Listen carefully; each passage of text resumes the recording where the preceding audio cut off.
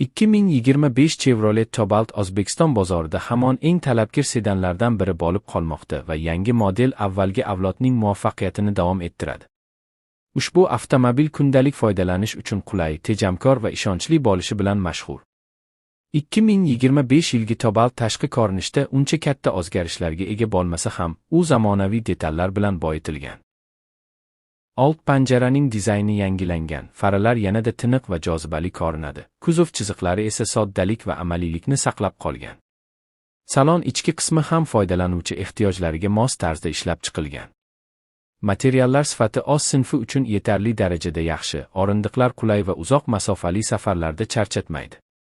Old panel ergonomik joylashuvga ega bo'lib, barcha tugmalar haydovchi uchun qulay masofada joylashgan. Multimedia tizimi oddiy, ammo funksional bo'lib, Bluetooth, USB va smartfon ulanish imkoniyatlarini taqdim etadi. Konditsioner tizimi issiq iqlim sharoitida ham salonni tez sovutishga qodir. 2025 Chevrolet Cobalt texnik jihatdan ishonchli platformaga ega. U 1.5 litrli benzin dvigateli bilan jihozlangan bo'lib, kundalik shahar va trassa haydovi uchun yetarli quvvat beradi. Dvigatel silliq ishlaydi, shovqin darajasi past va yoqilg'i sarfi tejamkor. Mexanik va avtomatik uzatmalar qutisi variantlari mavjud bo'lib, har bir haydovchi o'ziga qulayini tanlashi mumkin.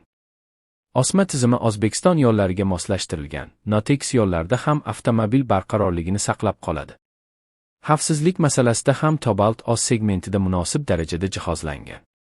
Old xavfsizlik yostiqchalari, ABS tormoz tizimi, EPT va barqarorlikka yordam beruvchi elektron tizimlar haydovchi va yo'lovchilar xavfsizligini ta'minlashga xizmat qiladi.